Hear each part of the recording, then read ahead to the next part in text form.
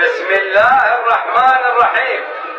أيها الشعب العراقي العظيم، الله أكبر الله أكبر، يا محل النصر بعون الله. ألحق صباح هذا اليوم 8/8/2023 قوات من الفجر الأحمر مع مجاهدي خلق إيران ضربة قوية على حرس الثوري الإيراني داخل كرماشان.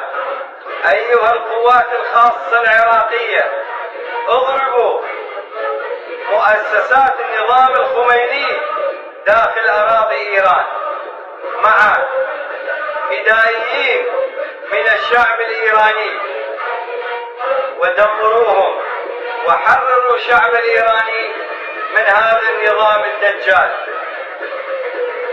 الذي يحكم إيران منذ عقود. الله أكبر الله أكبر، والحمد لله على نصره المبين، وليخسأ الخاسئون.